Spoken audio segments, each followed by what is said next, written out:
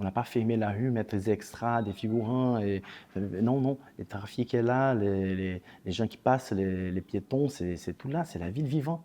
On invite la ville pour entrer dans les films. Donc, Menino bonito mesmo.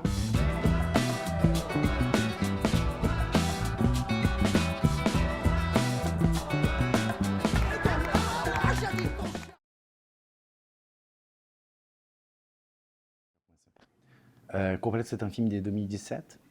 Après ça, on a été soutenu pour écrire un nouveau film pour Robert Bosfond, en fond du Festival de Rotterdam. On a commencé à travailler, on avait un an, un scénario tout prêt pour commencer les financements, mais ça arrivait le gouvernement Bolsonaro au Brésil, donc c'était un long hiver, on a passé longtemps pour financer les films. C'était vraiment très difficile parce que tu sais, 7 ans pour écrire un film, beaucoup de choses changent dans ta tête, tu commences à mettre des choses en question, donc c'était un processus de réécriture. Je pense qu'il y avait 7 babies différents dans ces processus-là. Chaque année, il y avait un film différent. C'était magnifique de voir que les films, l'accumulation de tous ces temps-là, de toutes ces réflexions. Mais le principal, c'est qu'on en trouve l'équipe, les comédiens. C'est ça qui change tout. Je suis un réalisateur des répétitions, de la salle de répétition. Je passe beaucoup de temps avec les comédiens. J'écris parfois que des écritures de la scène. Et après, je vais travailler des dialogues avec les comédiens. Donc, c'est un travail de dialogue très, très, très intense. Et même dans les tournages, je pense que c'est très vivant aussi, la question de scénario. Donc c'est une genèse très très longue, très très très, avec beaucoup de changements dans tout ce temps-là.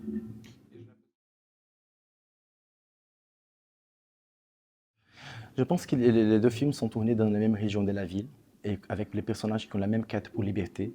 C'est aussi un mec queer qui se découvre dans ces centres-villes, donc il y a ces similitudes aussi, mais il y a une différence. Quand j'ai réalisé Corpo Elétrico, il y avait un moment politique très très différent au Brésil. On a ces problèmes au Brésil, c'est presque une plague d'optimisme. On pense toujours que les pays vont être développés. Ça ne m'arrive jamais, je suis 41, c'est toujours les mêmes choses. C'est toujours on met 2 pas avant et 2 pas arrière tous les temps. Donc quand j'ai réalisé Baby, j'avais cette conscience que c'est vraiment une situation très très difficile au Brésil, toujours. Mais en même temps, je pense qu'il y a 2 films et je pense que Baby Plus, il y a une recherche pour le mouvement, pour filmer, pour comprendre comment la ville bouge et les personnages bougent dans la ville. C'est une ville de 20 millions de personnes, c'est une ville énorme. Les centres-villes, tous les gens croisent ces centres-villes tous les temps. Euh, donc il y a cette difficulté de cadrer la ville parce que la ville est énorme. Mon idée avec ces films-là et avec mes films précédents, c'est de zoomer dans les gens, de comprendre l'individualité, de sortir les gens de la foule, de comprendre cette histoire, c'est ça, l'histoire des vies, c'est ça. Et pour moi, c'est très très important pour comme, la forme de cadrer ces villes-là.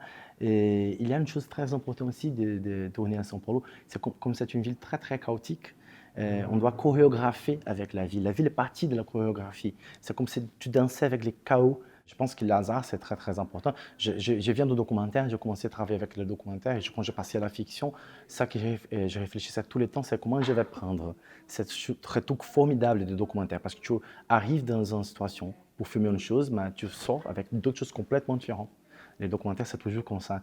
Et comment je peux introduire ça dans la fiction? Mais en même temps, moi, je suis une personne qui aime beaucoup l'imagination. Et donc, il y a toujours ces conflits entre contrôle et hasard, entre imagination et réalité.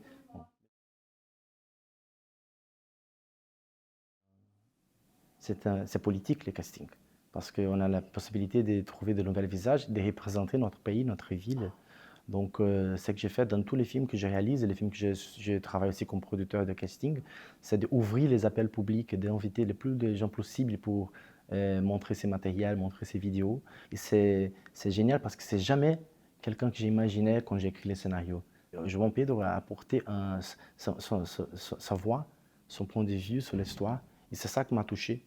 Voir un comédien très très jeune qui dit non, cette scène-là, non, cette scène, je pense que c'est ça. Et on a commencé à discuter beaucoup sur les scènes. C'était incroyable, vraiment incroyable.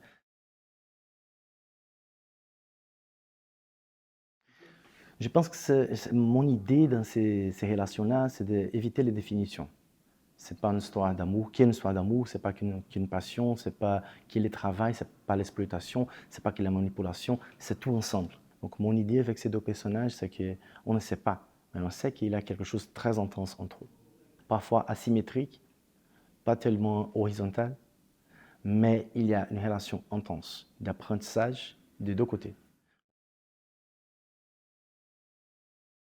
Quand j'ai commencé à aller au cinéma, au ciné-club, vidéoclub, c'était toujours Almodovar, Wong Kar-wai, c'est Claire Denis, c'est réalisateurs des années 90, Hu Shaoxian, donc Simon Liang, ils ont beaucoup influencé, Karim Manous. Dans tous ces réalisateurs, on a envie de filmer les corps et de s'approcher des personnages. Ce ne sont pas les réalisateurs des paysages, des paysages, ce sont les réalisateurs de corps, des visages, des faces. Et aussi, je pense qu'ils sont des réalisateurs qui ont pris des genres partout, qui se fait de grands guacamole de cinéma, si tu mélanges tout, il a une consistance un peu fluide. Et la scène finale du film, c'est une découverte des montages. Quand j'ai regardé le matériel ce qu'on a filmé avec la caméra B, j'ai trouvé ces moments-là que les comédiens ne savaient pas qu'ils étaient filmés. Ils étaient dans les rooftops de la maison de Ronaldo. Joanna Luz, la chef op, elle ne savait pas comment cadrer parce que c'est très ouvert, c'est très paysage, mais si c'est très fermé, les deux disparaissent. Donc elle a commencé à faire des zooms, c'était comme 10 minutes qu'elle a fait comme ça. Et j'ai dit, ben moi, voilà, c'est les films. C'est des relations impossibles de cadrer. C'est des personnages impossibles de cadrer. Et c'est des films, des genres de films impossibles de cadrer. C'est tellement la relation, c'est les sujets du film, mais c'est aussi la forme du film. Il y a même un moment où les assistants de réalisation les appellent, ils sont embrassés, ils sortent. Donc c'est magnifique, c'est ça, c'est le cinéma. Ils nous regardent après. Ils nous regardent après, ils nous disent c'est la fiction, mais c'est ça. C'est la fiction, c'est l'imagination, c'est plus important que tout.